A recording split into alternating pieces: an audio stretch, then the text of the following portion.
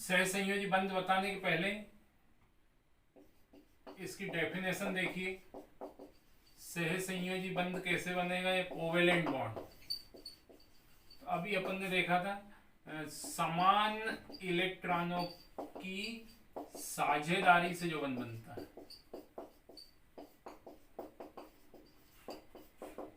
समान इलेक्ट्रॉनों की साझेदारी से बने बंध को हम बोलेंगे सहसंयोजी। अब इसमें आपको इंग्लिश हिंदी का कोई मैटर नहीं, शेयरिंग ऑफ सेम इलेक्ट्रॉन, समान इलेक्ट्रॉनों की शेयरिंग होना चाहिए, साझेदारी होना चाहिए, तो कौन सा बंध बनेगा? सहसंयोजी। अच्छा, उसमें कंफ्यूज मत होना, पहले नंबर पे अपन ने आयनिक बताया था, आयनिक में मैंने बोला था इलेक्ट्रॉनों के आदान प्रदान से, exchange of electron, transfer of electron. और यहाँ क्या बोल रहा हूँ मैं? Sharing of electron, same sharing भी होगी, साझेदारी भी होगी, और साथ में एक शब्द और ये दिमाग में बैठा है, सेम इलेक्ट्रॉन, समान इलेक्ट्रॉनों की साझेदारी से जो बंध बनता है उसको हम बोलते हैं कोवेलेंट बॉन्ड या फिर सहसंयोजी बंध। एक दो एग्जाम्पल देखें हम इसके। अभी आप देखेंगे Cl2, H2O, मीथेन, इन सभी में आप देखेंगे कोवेलेंट बॉन्ड है। तो कोवेलेंट क्यों है? क्लोरीन का एटॉमिक नंबर पिछले वीडियो में आपने देखा था, एटॉमिक नंबर 17, आउटर में 7। दूसरा क्लोरीन है, इसमें भी 17, आउटर मोस्ट ऑर्बिटल में कितने होंगे? 7। दोनों को अपना ऑक्टेट कंप्लीट करने के लिए कितने कितने चाहिए? एक एक। यहाँ पर आप देखिए एक इलेक्ट्रॉन इस क्लोरीन का और एक इलेक्ट्रॉन इसका है, तो समान इलेक्ट्रॉनों की साझेदारी हो रही। अब एक एक इलेक्ट्रॉनों की साझेदारी हुई, इसलिए कौन सा बंध बनेगा? सिंगल कोवेलेंट बॉन्ड, एकल सहसंयोजी बंध। अगर दो दो इलेक्ट्रॉनों की साझेदारी हो जाती, सपोज करिए O2, ऑक्सीजन का आपको मालूम है एटॉमिक नंबर होता है 8, लेकिन आउटर मोस्ट ऑर्बिटल में कितने होंगे? 6, 6 इलेक्ट्रॉन होते हैं, ये सबको पता है। ऑक्सीजन का क्रमांक 8 है और इसके बाह्यतम कोश में 6 इलेक्ट्रॉन है। अब ये मैंने 6 है लिख लिया, दूसरा भी ऑक्सीजन है, इसके बाह्यतम कोश में भी 6 इलेक्ट्रॉन है। अब आप देखिए दो दो इलेक्ट्रॉनों की साझेदारी हो रही, तो यहाँ कौन सा बॉन्ड बन जाएगा? Double covalent bond. ऑब्जेक्टिव कैसे बनते हैं? ऑक्सीजन मॉलिक्यूल, ये मॉलिक्यूल होगा, देख कितना, ऑक्सीजन अणु में कितने इलेक्ट्रॉन बंध बनाने में भाग लेते हैं। तो ऑक्सीजन जो अणु बनता है उसमें 4 इलेक्ट्रॉन बंध बनाने में भाग ले रहे हैं, 2 इसके और 2 इसके। तो इसको हम क्या बोलेंगे? डबल कोवेलेंट बॉन्ड, या ये एकल सहसंयोजी बंध और ये द्विसहसंयोजी बंध। इस तरह से एक और मिल जाता है इसमें त्रिसहसंयोजी बंध। उसका भी बेस्ट एग्जांपल अपने पास नाइट्रोजन। नाइट्रोजन आप सबको मालूम है एटॉमिक नंबर होता है 7 होता है, और बाह्यतम कोश में नाइट्रोजन के कितने होंगे? 5। लिखने की जो स्टाइल है हमारे ऊपर है, हम कहीं भी कुछ लिखे। देखिए इसके भी 5 लिखा मैंने, इसके भी 5, इसको 3 चाहिए और इसको भी 3। अब यहाँ पर 3 इलेक्ट्रॉनों की साझेदारी हो रही है, इसलिए कौन सा बंध बनेगा? त्रिसहसंयोजी बंध। अच्छा, यहीं पर हम एनर्जी की बात कर लें।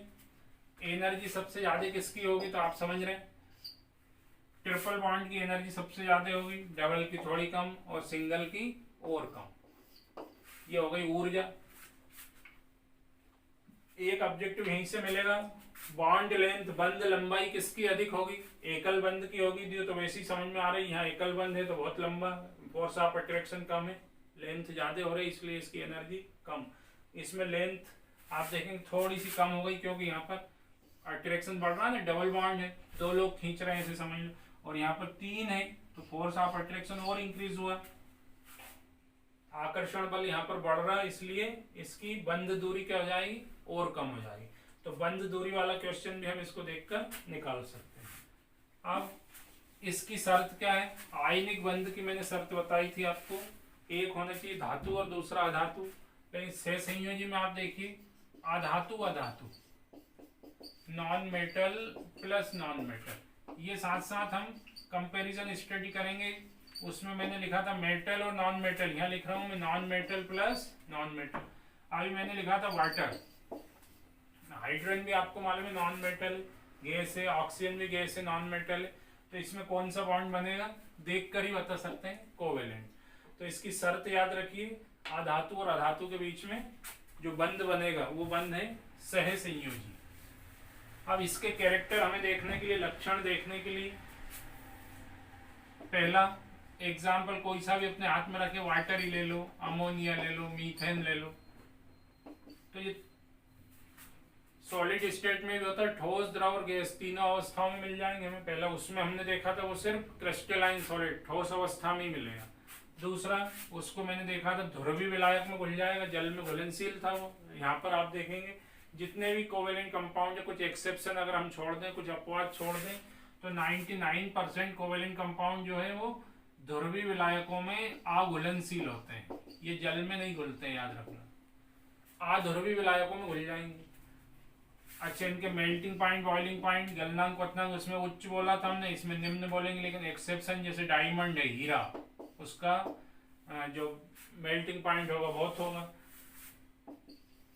डायरेक्शनल, नॉन डायरेक्शनल देखें तो ये सब कैसे होते हैं, दिशात्मक प्रकृति के होते हैं। ये ऐसे पॉइंट को आपको फोकस करना है। पहला पॉइंट आपको क्या फोकस करना है, कोवेलेंट बॉन्ड कैसा होगा, डायरेक्शनल इन नेचर। कैसे पता हमें, मैंने अभी आपको बताया था इसका डायरेक्शन, जैसे HOH है तो जिधर इलेक्ट्रॉन होंगे उधर ही देखिए शेयरिंग होगी ये, और ऑक्टेट भी कंप्लीट होना चाहिए।